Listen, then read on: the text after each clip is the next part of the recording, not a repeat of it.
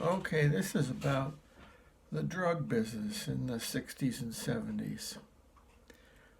One day I was walking along the Green River Road, and there was a couple building a log house.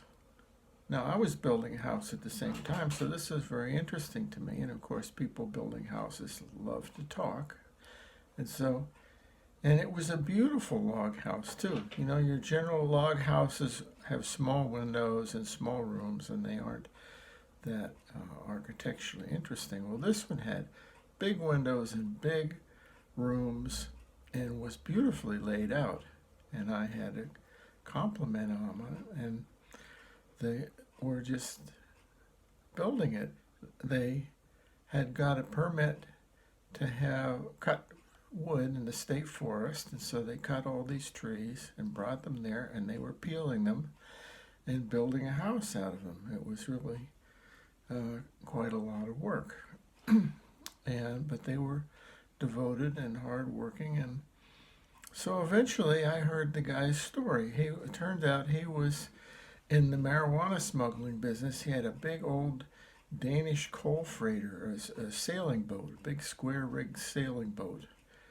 And he would get a huge load of marijuana and bring it into the southern United States. But of course, he got caught. And he spent a couple years in prison. And his wife worked as a waitress and saved money. And he had a little money left over from his business. And so they bought a little piece of land and were building a house. And I said, then what are you going to do? He said, I'm going to buy another boat and go back into business again. So there were actually quite a few people doing that now. There was a group of people that would do it every so often. You had to have somebody arrange the financing so you could borrow, rent, or buy a boat. And then you had to go down and buy the marijuana and sail back and not get caught. And then you had to unload it, which was tricky because you had to find a place to unload it where nobody was watching. And you had to have a crew with trucks to haul it, and you had to have a place to put it once you got it in. All done without anybody suspecting what you were doing. You know, and there were radios to contact the boat, and it was quite an operation. And so this one woman, she'd been on the unloading and the radio business for a couple of trips, and she got tired of just being a flunky and having these guys mismanage the job. And so she went to the investors and she got the money, and she put together her own smuggling trip, and she got a load and made some good money and retired. And there were quite a few other people that did the same thing too. There was one fella who was, of course, they usually brought it up the East Coast, but then became too hot there. The DEA and the customs or whoever it was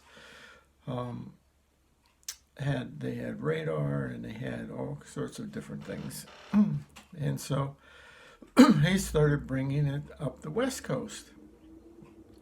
And one trip he had the boat packed pretty full, and there was no wind, so he used the engine, and they smelled something burning, and the pot had caught fire.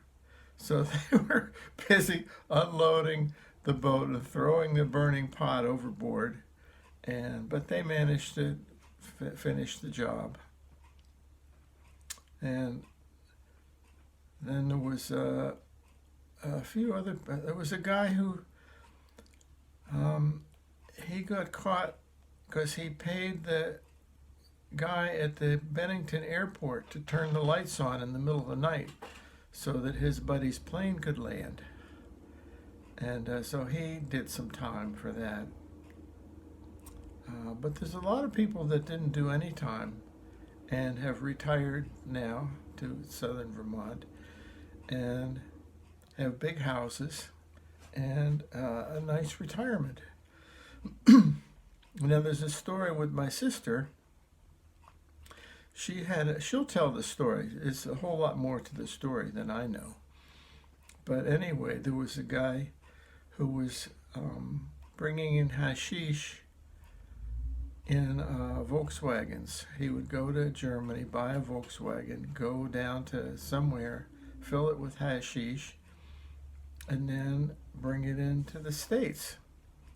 And so he had lots of money and all kinds of toys. And he had all this woodworking, new tractor, woodworking shop, and he actually cut off a lot of his finger on the planer in his woodworking shop.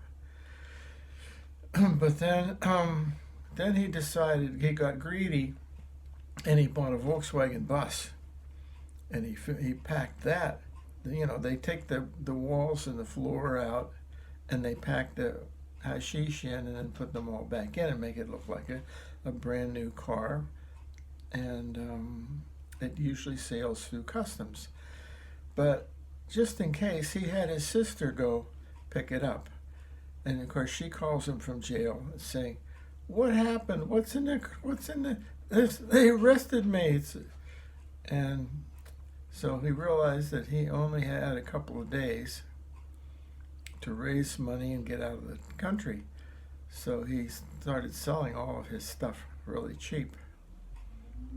And of course, they were tapping the phones and they were driving up and down and around. And I think his wife's family was from Sweden, so he went to Sweden and lived with them for a while until he could negotiate something with the feds.